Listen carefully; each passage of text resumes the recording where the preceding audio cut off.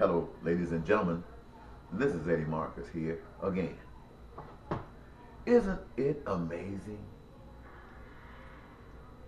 Everybody wanting their dreams, their individual dreams to come true. It's like paradise in our dreams, in our thoughts, in our imagination. To have our dreams realized would be like in paradise or heaven. We can only think of things that we've been taught of and reference them, but we can in our own spirit can add to that a sense of elation at the standard which is pleasing to us individually. We can do these kinds of things. We live in a world where these things don't happen for everybody. They happen for some. And you find different walks of life that people choose, and sometimes, every now and then, someone finds a path that leads to aspiration to acquire peace, prosperity, and joy for everybody.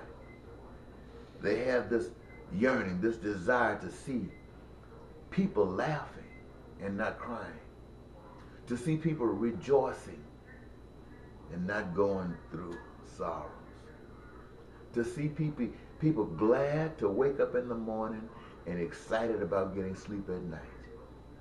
A world that shines, sparkles with generosity and compassion. And you come up with something like that. You think everybody would want it. You think everybody would want it because individually they do want it. But when you speak of it about a collective thing, they are suspect.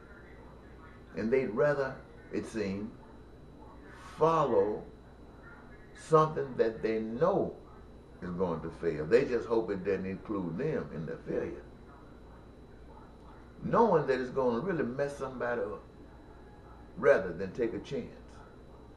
A chance that things can be as they themselves would like them to be, and having an opportunity to play a major role in the manifestation of the dream.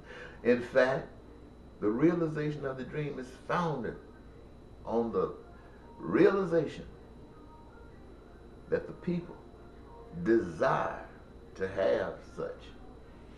And the evidence of their desire to have such is that they put their time into it.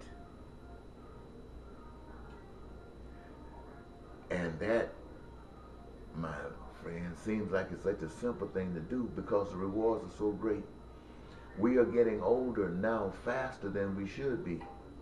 We should still, I'm at my age. I should still be feeling like I'm 35 and looking like I'm 35. But no, I'm looking like I'm as old as I am, and I feel like it.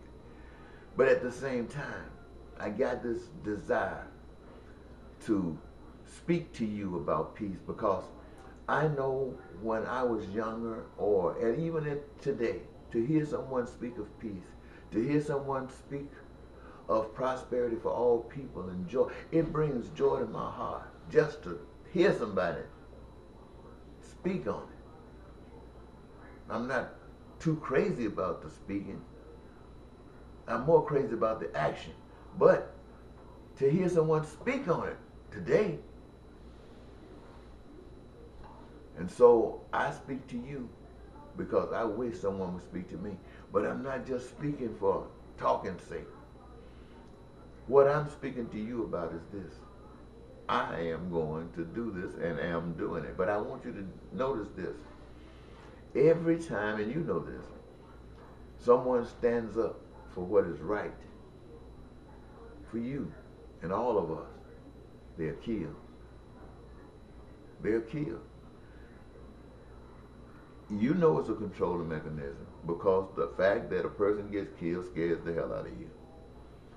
And you don't know how far to go because you don't want to get killed. And so you end up being a slave out of fear. You'd rather be a slave than to be dead.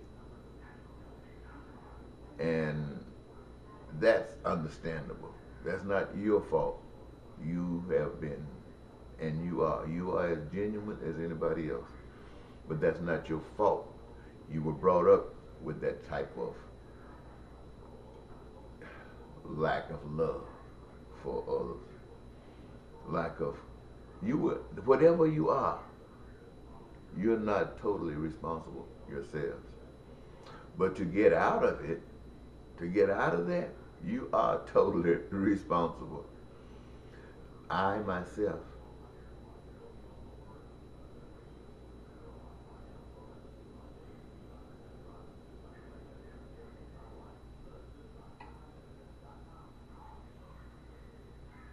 my neighbor next door, across the street, my neighbor behind me on this side, we got snow that's at least close to 5 feet. And we, all of us, go our separate ways during the day, doing the things that we have to do to maintain a standard of living that we find ourselves in. And many of us are fortunate to do such as that, and so many others are not. I heard the president here in St. Paul, Minnesota say just the other day that there's a lot of work to be done to fix the railroads, to fix the transportation system, to fix all of the highways and get things going again, putting Americans back to work. And that sounds so good, putting Americans back to work, because that means bills can be paid, people can maybe find a little extra money to get a little bit more pleasure out of life. All of the kinds of things you are so familiar with.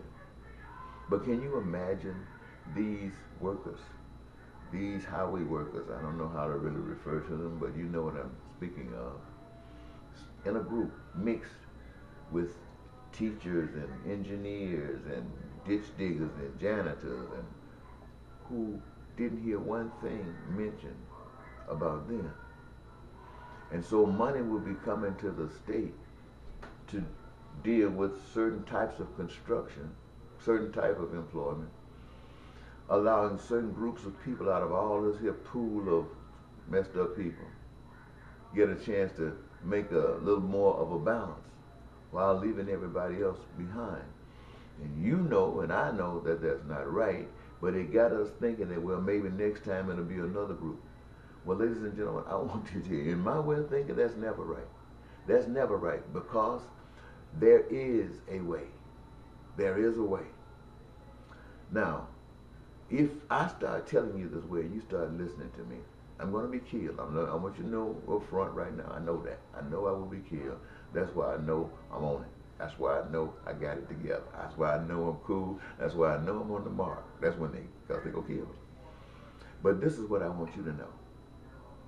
When they killed Dr. Martin Luther King Jr., everything that Martin Luther King Jr. stood for should have become a reality. Everything, even his war against poverty, should have become a reality, because you, the people, should not have accepted anything less than that. It was so genuine that they killed him.